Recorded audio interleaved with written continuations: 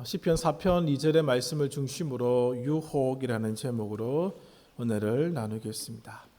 유혹의 사전적 의미는 보통 두 가지로 이렇게 분류를 할 수가 있습니다. 첫 번째 개념은 꾀다, 현혹하다, 그렇게 해서 좋지 않는 길로 가게 만들다라는 그런 의미가 있고, 두 번째는 성적인 목적을 가지고 꾀다라는 한 목적이 있습니다. 그런 두 가지로 유혹의 개념을 살펴보고 있습니다. 우리가 영어로는 템프테이션이라고 보고 테스트 이런 것도 보고 있는데, 어쨌든 이 한글에 나와 있는 유혹의 개념, 첫 번째 개념으로 오늘 본문을 좀 살펴보려고 합니다. 성경에 있어서 유혹을 가장 극명하게 잘 보여주고 있는 실제적인 예가 어디 있는지를 찾아보면서 창세기 3장 1절부터 6절을 선택을 해보았습니다. 뱀이 아담과 하와를 꾀게 되죠. 그리고 아담과 하와는 뱀의 꾀임에 넘어가게 됩니다. 그리고 그 결과 좋지 않은 길을 가게 되죠. 여기서 질문이 하나 생길 겁니다. 왜 아담은 뱀의 꾀임에 넘어갔을까? 그 현혹에 넘어갔을까? 사실 창세기 1장부터 3장까지는 무수한 질문을 생산해낼 수 있는 본문입니다.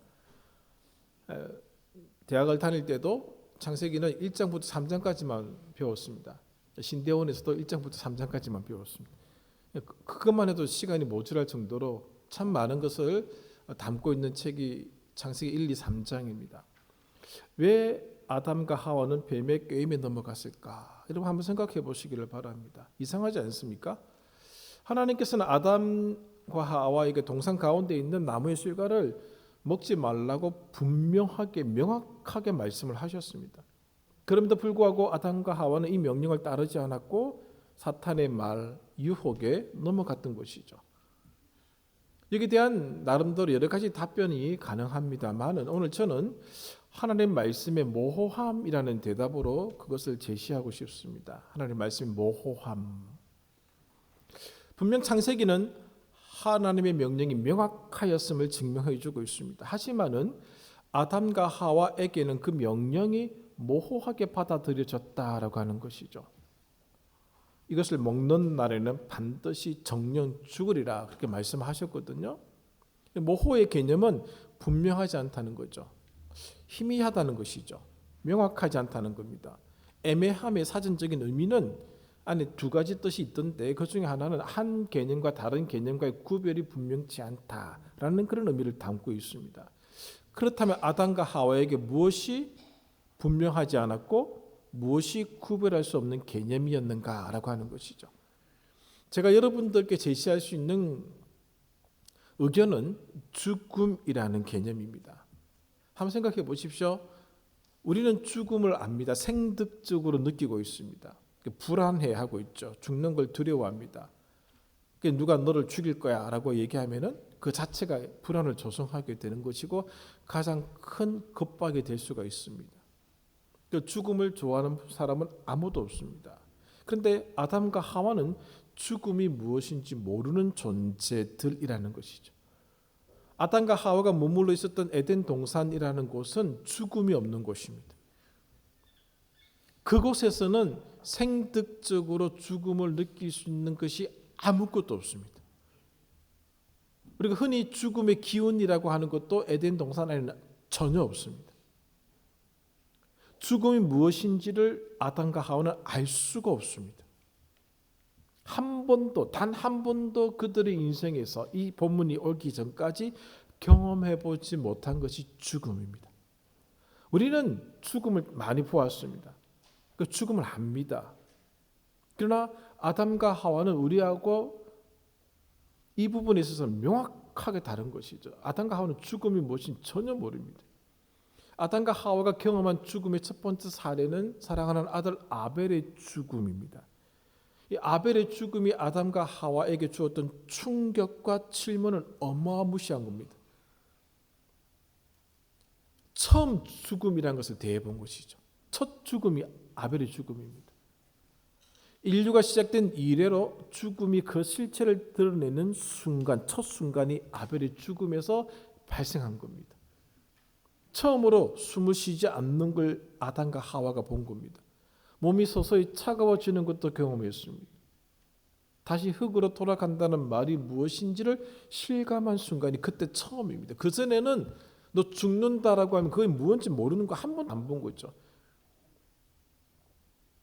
옛날에 청년들을 데리고 몽골에 갔을 때 몽골에서 바다를 한 번도 못 본 친구들을 본 적이 있습니다. 제 대학 동기 중에도 충청도 친구가 있는데 한 번도 고등학교 졸업할 때까지 바다를 못 가봤답니다. 그 바다에 대한 이미지가 영상 외에는 없습니다. 잘 모른다는 거죠. 그 친구 진짜 바다에 데리고 가니까 손으로 찍어서 바닷물 맛을 보더라고요. 바보로서가 그런 게 아니고요. 바다에 대한 느낌이나 이미지나 영상이 아무것도 없는 것이죠. 그림으로 외에는 본 적이 없기 때문에 그런 것이죠. 그러나 아담 하와는 죽음에 대한 이미지나 죽음에 대한 어떤 설명 개념 자체가 아예 없는 분들입니다. 하나님의 명령이 단호하고 분명했습니다만은 아담과 하와에게 죽음은 모호함이다라고 하는 것이죠. 만약에 아벨이 죽은 뒤에 이 명령이 떨어졌더라면은 죽음이 무엇인지 아니까 아담과 하와도 분명히 거절했었을 것입니다. 그렇다면 또 다른 질문이 발생할 수 있죠. 왜 하나님은 아담과 하와에게 죽음에 대한 것을 설명해 주지 않으셨는가? 그렇다면 하나님도 이런 결과에 대한 책임이 있지 않는가라는 질문이 발생할 수 있겠습니다만은 이 본문의 핵심은 무엇인가 하면은 이것이 죽음에 대한 애매모호함의 문제가 아니라 신뢰의 문제, 믿음의 관계의 문제다라는 것을 보여주고 있기 때문에 하나님이 책임이 없다라고 하는 것이죠. 아담과 하와에게 죽음의 개념이 분명하지 않았다 할지라도 하나님과의 관계는 분명했습니다. 우리가 느껴보지 못하는 하나님과의 관계를 아담과 하와는 누렸던 유일한 분입니다. 에덴 동산이라는 곳에서 하나님과 관계를 맺고 살아가는 것이 어떤 것인지를 가장 잘 아는 분은 이 두 분밖에 없습니다. 그러나 이 두 분은 죽음을 모르는 분이죠. 그러므로 하나님과의 관계 속에서 그들은 모호하게 다가왔던 개념을 극복해야 된다는 것이죠. 하나님을 계속해서 신뢰했어야 한다는 것입니다. 그만큼 이 모호함이라고 하는 것은 유혹의 도구가 될 수 있다는 것을 말씀을 드리는 겁니다. 그것을 머리에 두시고 오늘 본문으로 들어가 보도록 하겠습니다.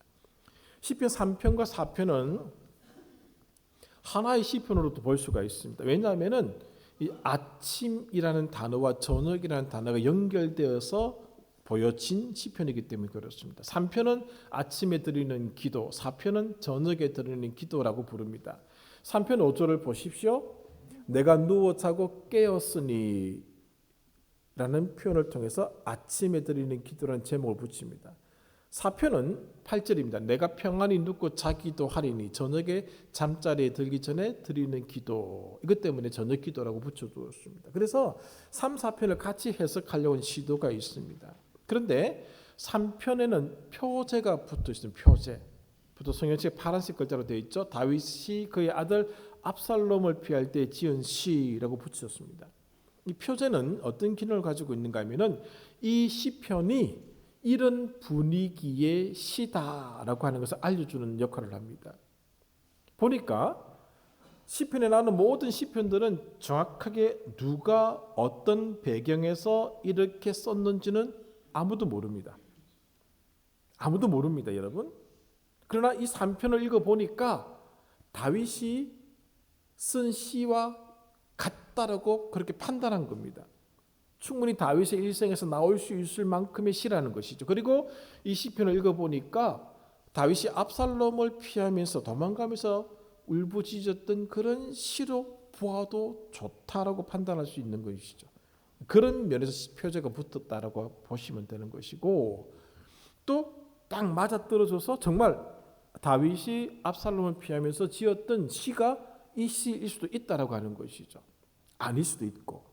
연결시켜 보면은 그래서 3편과 4편 연결되어 있다라고 보는 학자들은 4편도 어떻게 해석하고자 하는가 하면은 압살롬을 피할 때 지은 시의 일부를 보고자 하는 것이죠.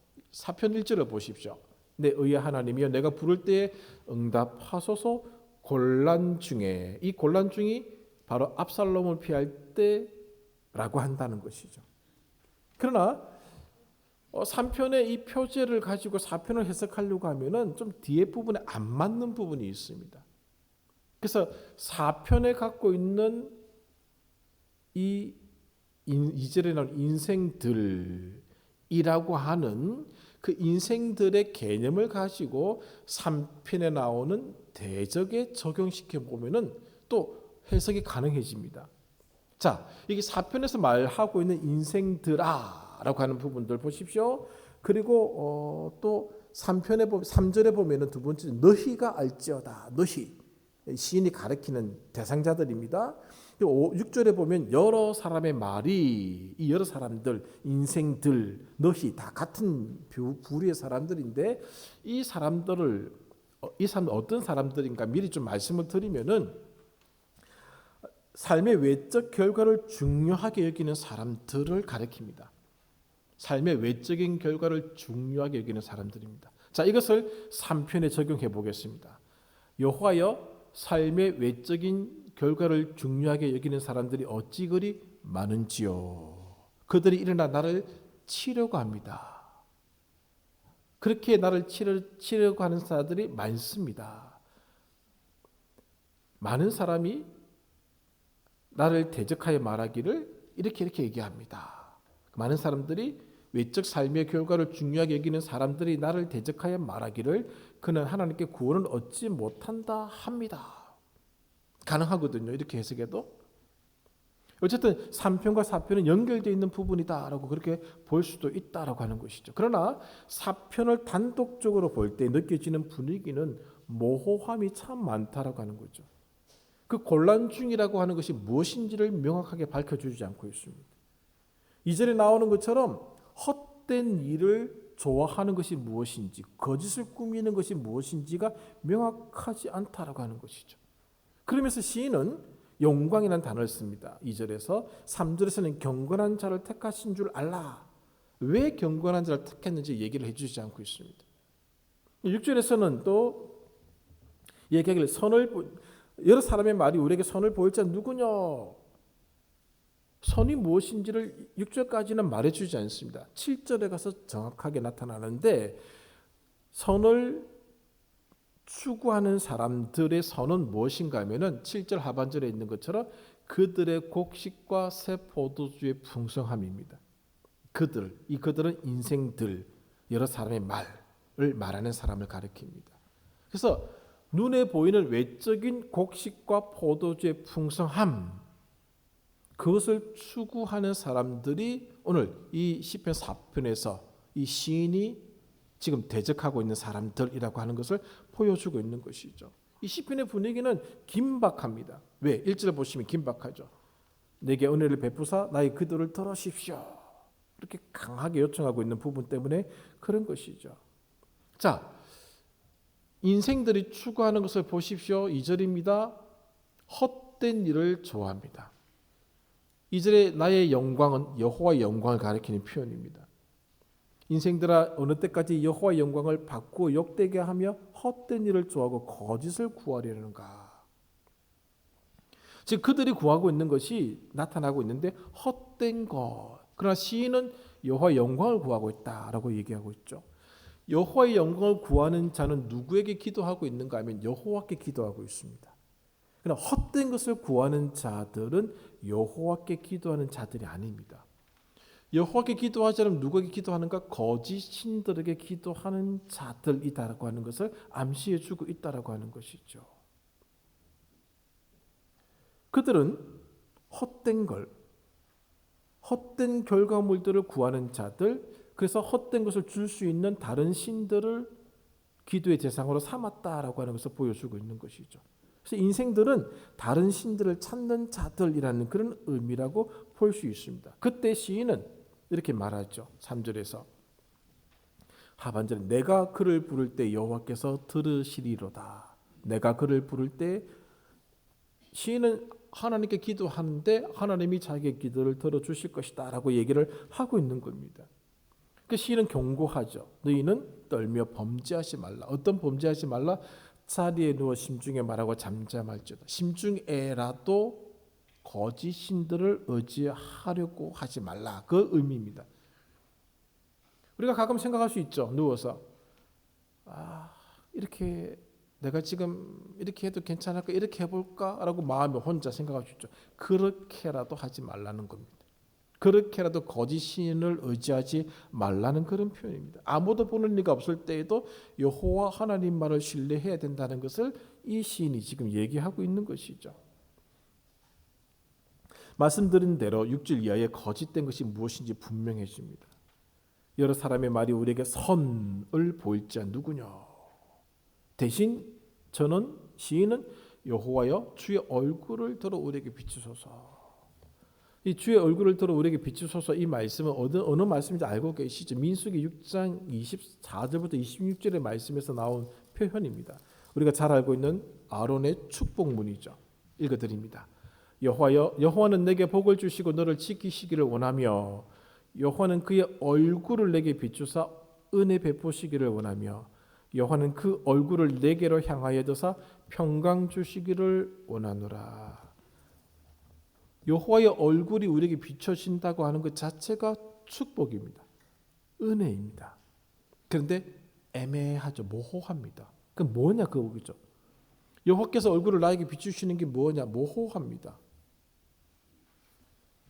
그러나 거짓 신들에게 구하는 것은 명확합니다. 그리고 거짓 신들이 주는 것도 명확합니다. 곡식과 새 포도주의 풍성함이. 지금 시인은 혼란스러운 거죠. 지금 여러 사람들은 거짓 신들이 주는 것을 향하여서 나가고 있습니다. 그러나 시인은 그렇게 하지 않고 있습니다. 왜? 그것은 하나님의 영광을 받고 욕되게 하는 것이다. 그것은 헛된 것을 좋아하는 것이고 거짓이다라고 얘기하고 있기 때문에 그런 것이죠. 그러나 문제는 인생들이 구하는 것은 너무 명확하다라고 하는 것이죠. 실제로 이 인생들이 자기들이 의지한 신들에게서 효과가 있음을 입증하였습니다. 여호와 하나님 말고 다른 것들이 주는 것이 더 명확하더라는 거죠. 권력이 주는 것이 더 명확하고 돈이 주는 것이 더 명확하고 명예가 주는 것이 더 명확하고 거짓 신들이 주는 것이 더 명확하더라는 겁니다. 그래서 시편의 시인들은 이것 때문에 골머리를 싸고 고민하고 있습니다. 그것을 가장 극명하게 잘 보여주는 시편이 시편 73편 아삽의 시입니다. 73편 나중에 한번 쭉 읽어보십시오. 저는 3절부터 읽어드립니다. 이는 내가 악인의 형통함을 보고 오만한 자를 질투하였음이로다. 악인의 형통함 어떤 것이죠? 악인들은 눈에 보이는 명확함을 추구하는 자들입니다. 곡식과 새 포도주의 풍성함을 추구하는 자들이죠. 그리고 그것을 얻었느냐? 예, 얻었습니다. 4절부터 그들은 죽을 때에도 고통이 없고 그 힘이 강건하며 사람들이 당하는 고난이 그들에게는 없고 사람들이 당하는 재앙도 그들에게는 없나니 그러므로 교만이 그들의 목걸이요 강포가 그들의 옷이며 살찜으로 그들의 눈이 솟아나며 그들의 소득은 마음의 소원보다 많으며 한 1,000만 원 벌었으면 좋겠다 싶은데 5천만 원 번 거예요. 그걸 얘기하고 있습니다. 그들은 능욕하며 악하게 말하며 높은 데서 거만하게 말하며 12절 볼지어다 이들은 악인들이라도 항상 평안하고 재물은 더욱 불어나는 도다. 내가 내 마음을 깨끗하게 하며 내 손을 씻어 무죄하다 한 것이 칠로 헛되도다. 지금 이런 식의 고민들이 너무너무 시편 속에 많이 나타나고 있는 것을 보고 있습니다. 여호와의 얼굴을 구한다는 것은 모호함입니다. 무슨 의미인지는 알고 있습니다. 우리가. 그러나 실질적으로 여호와께서 나에게 얼굴을 비춰주신다고 해서 어떤 결과가 나타나는지는 모호하다라고 하는 것이죠. 대신 실제 눈으로 확인하고 손으로 만질 수 있는 수확의 풍성함은 명확한 것입니다. 그럼 대부분의 사람들은 무엇을 선택하겠습니까? 인생들은 무엇을 선택하겠습니까? 그래서 6절에 있는 것처럼 여러 사람의 말이 우리에게 선을 보일 자 누구냐라고 하는 것이죠. 자기에게 선한 것, 큰 복을 줄 수 있는 것은 거짓 신들이라고 얘기하고 있는 겁니다. 그러나 시인은 그런 모호함 속에서 여전히 갈등하면서도 아닙니다. 여호와의 얼굴을 들어 우리에게 비춰 주십시오라고 얘기를 하고 있다는 것을 하는 것이죠. 여기서 가장 어려운 부분이 무엇인가 하면요. 이 순간에도 지금 제가 말을 하는 순간에도 복을 누리는 것은 다른 신들을 섬기는 자들이라는 것입니다. 우리 예수 믿는 사람이 아니고요.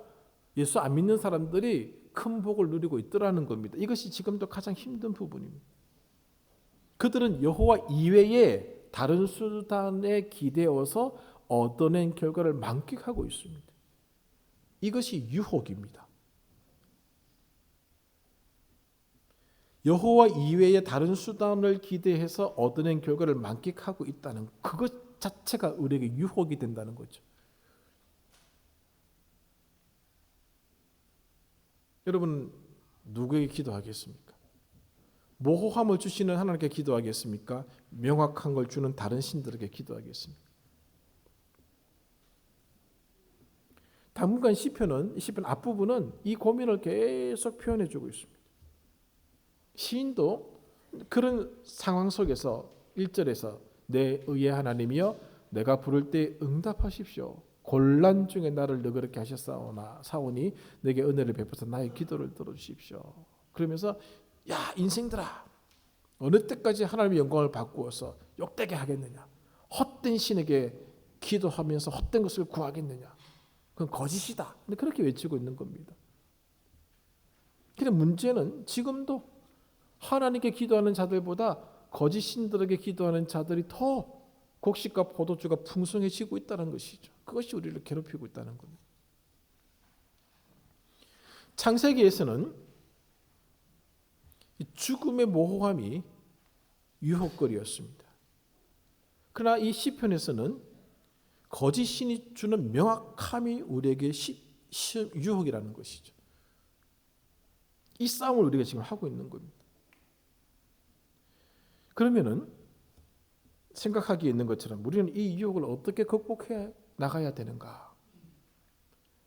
본래 두 부분에서 이것을 사실은 정리를 했습니다. 하나는 다른 성경에서 찾았고 또 하나는 시편 4편 안에 있을 것이다 라고 해서 시편 4편에서 찾아냈습니다. 오늘은 시편 4편 안에 있는 것만 말씀을 드립니다. 시간상 너무 길어지기 때문에 그렇습니다. 자, 시편 4편에서는 이 질문에 대해서 어떻게 대답하고 있는지를 찾아보셔야 되는데 4편 안에 그 유혹을 이길 방도가 제시되어 있습니다. 방도 뒤에 제가 물음표를 찍었죠. 어떤 분은 이것이 방도라고 여길 것이고 어떤 분은 이것이 방도가 아니다고 여길 것이기 때문에 물음표를 제가 던져본 겁니다. 정말 유혹을 이길 수 있는 답이 되는지를 한번 보시기를 바랍니다. 첫째는 기쁨입니다. 7절 주님께서 내 마음에 두신 기쁨 그것과 그들의 곡식과 새 포도주의 풍성함을 비교하고 있습니다. 자, 여호와를 의지하는 자에게는 좀 모호하지만 내적인 기쁨이 있다는 것이죠. 이것은 수학의 풍성함이 보장하지 않는 영역의 것입니다. 자, 내적 기쁨이 없어도 권력을 가질 수 있습니다. 내적 기쁨이 없어도 돈을 많이 가질 수 있습니다. 내적 기쁨이 없어도 건강할 수는 있습니다.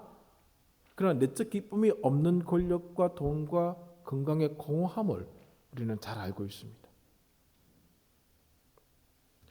명품으로 치장해 보지만은 채워지지 않는 인간 존재의 불안한 모습이 인간에게는 다 있습니다. 그래서 인간에게 있어서 가장 큰 적은 불안함입니다. 알랭드 보통의 불안의 책을 우리가 한번 읽은 적이 있죠. 도서관에 한 권 있을 겁니다. 그 불안이 무엇인지 모르면 그 분의 책을 읽어보십시오. 일반 학자임에도 불구하고 인간의 불안을 너무너무 잘 다룬 책이죠. 권력이 있다고 해서 인간에게 이 불안이 없는 게 아닙니다. 곡식과 새 포도주의 풍성함이 있어도 내적 기쁨은 발생하지 않습니다. 내적 기쁨은 곡식과 새 포도주의 풍성함이 보장해 주는 것이 아니기 때문에 그렇습니다. 이건 하나님의 영역입니다. 하나님으로 채워진 존재만이 기쁨이 충만하다라고 하는 것이죠. 그렇지 않으면 끊임없이 영적인 갈증을 느낄 수밖에 없는 것이 인간입니다. 하나님이 주신 기쁨을 누리는 자들의 잠자리는 평화죠. 그냥 잠자리 염려하지 않습니다. 불안해하지 않습니다. 그러나 수확의 풍성함은 좋은 집, 좋은 침대는 제공해 줄 수 있을지는 몰라도 평안하게 잠자게 해주지는 못하죠. 그걸 보장해 주지는 않는다라고 하는 거죠. 큰 집은 줘도 행복한 가정은 곡식과 포도주가 풍성함이 제공해 주는 게 아닙니다. 그래서 이 유혹을 이길 수 있는 방안으로 이 시인은 기쁨을 제시하고 있는 것이죠. 두 번째는 안전입니다. 하나님은 내적 기쁨에서 멈추지 않죠. 8절을 보십시오. 나를 안전히 살게 하시는 이는 오직 여호와이십니다. 자, 나에게는 곡식과 새 포도의 풍성함이 없습니다. 그러나 나는 여전히 평안히 눕고 잘 것입니다. 왜냐하면 나를 안전하게 하시는 분은 오직 여호와이시기 때문입니다라고 시인은 고백하고 있습니다. 여호와께서 안전을 보장한다는 것이죠. 권력이나 돈이 많은 사람들의 집을 보십시오. 철옹성입니다. 무기를 든 사람을 파수꾼으로 세워서 경비원으로 세워서 지키고 있습니다. 왜? 그 권력이 그 돈이 안전을 보장해 주지 않기 때문에 그렇습니다. 수확의 풍성함은 안전을 보장하는 것이 아닙니다. 불안을 막아줄 힘이 없습니다. 속성상 불가능합니다. 수확의 풍성함의 영역이 아니다라고 하는 것이죠. 안전은 여호와와의 관계에서만 주어지는 교감입니다. 모호하게 보이지만은 명확하게 주어지는 것이 여호와께로부터 오는 것이 바로 이 기쁨과 안전이다라고 하는 것이죠. 그래서 시인은 나를 안전히 살게 하시는 이는 오직 여호와이십니다라고 기도하고 있는 것이죠. 그 안전과 기쁨이 어디에서 나오는지 확신의 근거를 밝히고 있는 것이죠. 세 번째는 신뢰, 믿음입니다. 오늘 이 시편의 시인의 모습을 보면은 자기가 하는 기도를 들으시는 하나님을 지금 보여주고 있거든요. 내가 이렇게 부르짖겠습니다. 들으십시오. 그렇게 얘기 1절에서 하고 있지 않습니까? 하나님과 시인의 관계는 믿음의 관계, 신뢰의 관계입니다. 수확의 결과로 맺어진 관계가 아닙니다. 곡식과 새 포도주의 풍성함으로 맺어진 관계가 아니다라고 하는 것이죠. 하물며 생각해 보십시오. 우리들의 관계가 어떤 관계입니까? 뭔가 주고받아서 맺어진 관계는 아니죠. 좀 범위를 좁혀서 가족들의 관계 생각해 보십시오. 뭔가 주고 뭔가 받아서 맺어진 관계는 아닙니다. 가족은 그런 관계가 아닙니다. 믿음의 관계죠. 사랑의 관계죠. 수학의 결과로 맺어진 관계라면은 누가복음 15장 11절 이하죠. 탕자가 아버지 곁을 떠나서 그가 재산이 있을 동안에는 좋은 관계를 주변 사람과 맺었습니다. 그러나 그의 재산을 다 소진하고 난 뒤에 그 사람들은 그를 돼지치는 사람으로 여깁니다. 돼지가 먹는 음식도 못 먹는 사람으로 여겨버렸습니다. 관계가 깨진 거죠. 수학의 결과로 맺어진 관계는 그런 식으로 나타납니다. 그러나 믿음의 관계, 신뢰의 관계는 그것이 아닙니다. 이것은 변하지 않는다는 것이죠. 하나님과 우리가 믿음으로 관계를 맺었다라고 할 때 그것은 변하지 않고 변할 수 없는 것이죠. 아담은 하나님과 이렇게 명확한 믿음의 관계로 형성되어 있었습니다. 그것이 그에게는 더 중요한 것이었다라고 하는 것이죠. 그것에 의해서 그는 죽음이라는 모호함을 이겨내야 했다는 것이죠. 시편은 반대입니다. 하나님과 이 관계를 하나님이 내 마음에 두신 이 기쁨이라고 하는 나에게 얼굴을 비추신다는 이 모호함을 이겨내는 것으로 삼아야 됐다라고 하는 것입니다. 이것만 명확히 하면 하나님과의 관계가 믿음의 관계다라고 하는 것이 명확하게 되면 유혹을 이겨낼 수 있습니다. 아브라함이 믿음으로 말미암아 의롭다함을 얻었습니다. 창세기 15장입니다. 거기서 모든 게 다 출발하게 되는 것이죠.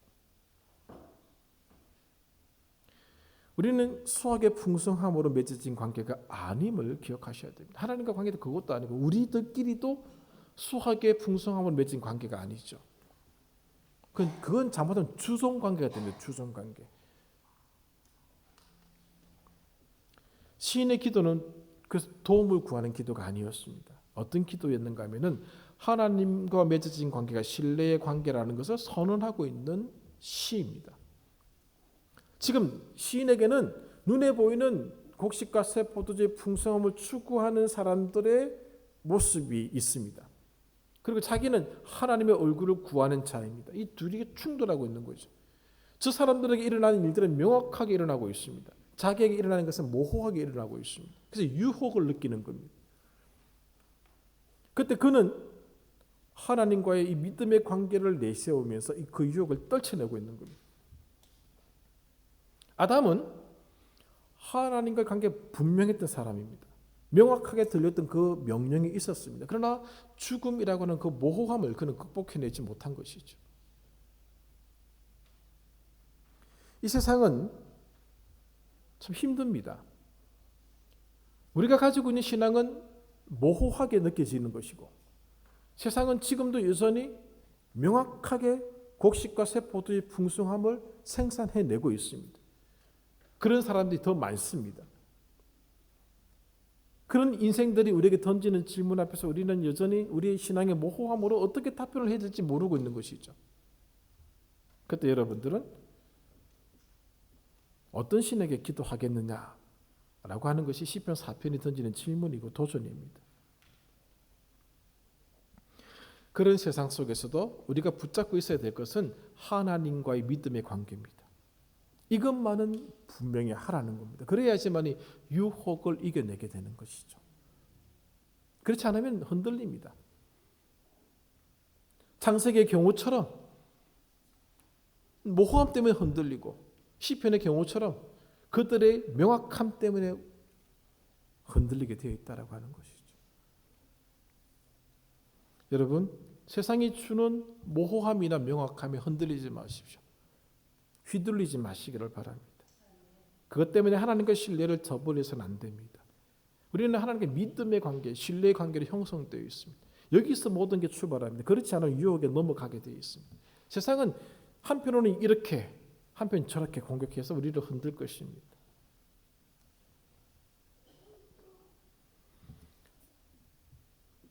예배당 문을 나가서 우리가 마주해야 할 세상은 곡식과 새 포도주의 풍성함으로 명확하게 보여주면서 이것을 주는 신을 믿으라고 얘기를 하고 있죠. 그 앞에서 우리는 하나님의 얼굴을 구할 것입니다. 그들의 눈에는 모호하게 보일지라도 우리는 명확한 것이기 때문에 그렇습니다. 이것이 명확한 이유는 하나님과 우리의 관계가 믿음으로 신뢰로 맺어진 관계이기 때문에 그렇습니다. 이 믿음으로 한 주간 승리하십시오. 기도합니다. 하나님 감사합니다. 우리를 유혹하고자 하는 것들이 참 많습니다. 어떨 때는 모호함으로 다가올 것이고 어떨 때는 명확함으로 다가와서 우리를 흔듭니다. 유혹하고 넘어뜨리려고 하고 있습니다. 그러나 하나님과 맺어진 이 믿음의 관계를 가지고 모든 것을 헤쳐나가도록 인도하여 주시옵소서. 그래야 승리하는 저희들 되게 하여 주시옵소서. 예수님의 이름으로 기도합니다. 아멘.